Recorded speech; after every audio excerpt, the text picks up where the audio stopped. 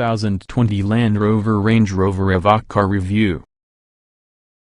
In this ability, the tuned generation Evoque hews closely to your brand's core value, going anywhere.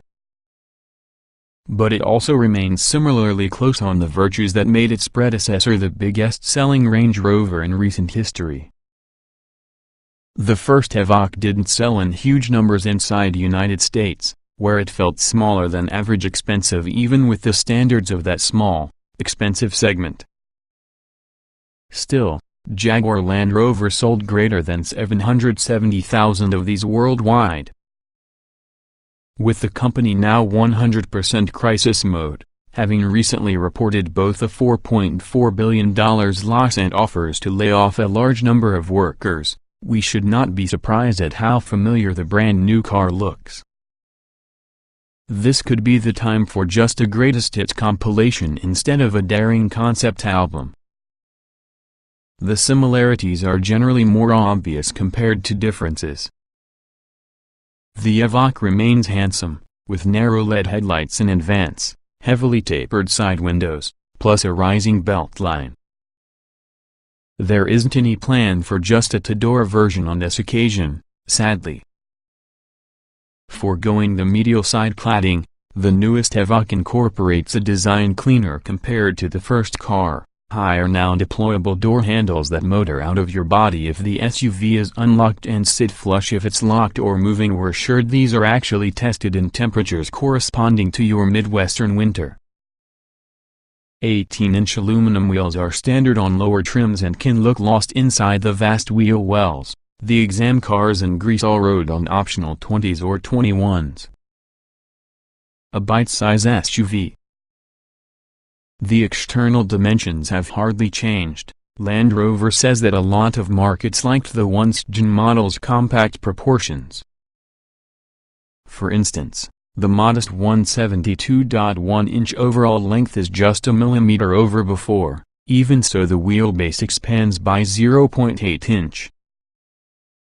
That means the Evoque is 4.5 inches shorter compared to the tidy Audi Q3.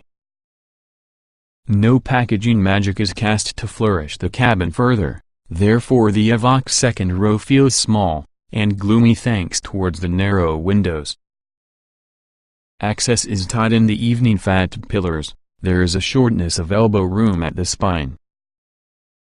Cargo space has grown slightly, though with 22 cubic feet of space behind the other row. This ute isn't family hauler. Trim materials have moved up market. That produces the Evoque feel much more a miniaturized full-size Range Rover in advance, although our test car quaintly featured an analog instrument cluster rather compared to purely digital setup common on many new luxury SUVs. Such a display is optional, though.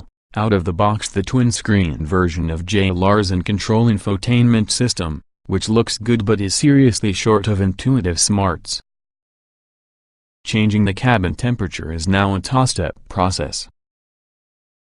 Also perplexing would be the omission of grab handles. Occupants looking to brace themselves have to do so while using door pulls. And they can need to, for the reason that Evoque feels impressively athletic for any compact crossover, partly thanks to its standard all-wheel drive. Among the U.S. market models, we had been able to drive the Lower-powered P250, which incorporates a transversely slung version of Jaguar's Ingenium turbocharged 2.0-liter inline four making 246 horsepower. There will also be a 296 horsepower P300 version of the engine fitted having a 48-volt mild hybrid system inside the form of a belt-driven motor generator. This helps greater powerful Evoque have a 1 mile per gallon advantage in EPA city fuel economy within the P250, which holds a 1 mile per gallon advantage on the highway. Both engines send torque for the rear axle when needed through a drive shaft which could completely decouple to enhance efficiency. P300 trim Evoque come while using latest version of GKN's torque vectoring twin-stir rear axle, the same one accustomed to amusing effect within the Ford Focus RS. The active differential has now gained electrically actuated clutch packs for every single rear wheel in preference to the previous hydraulic ones. As such, it could possibly vary the torque split over the Evoque's rear axle, directing each of the available torque to some single wheel. We drove it in the Euro-spec diesel model and discovered it made the Evoque feel more agile in tight turns as well as on loose surfaces. Performance on the P250 is brisk instead of searing. We estimate a 0 to 60 mph time inside mid-6 range, and the conventional 9-speed automatic transmission's occasional indecision did nothing to challenge our belief that no car needs this many ratios. But the engine feels considerably more refined here. Laptop or computer did inside the old Evoque, quieter overall but sounding nicer when motivated to rev out. Capable and familiar to drive. Our P250 test car was included with passive dampers. Adaptive units can be purchased, and so they were fitted to your diesel we drove, rendering it feel more lashed down, having a firmer ride. Even in its base chassis tune, the Evoque provides a well-judged compromise. It's pliant, well-damped, yet competent at cornering without egregious quantities of roll. The steering is accurate, and although grip levels are unexceptional on all season tires, the chassis balance is natural.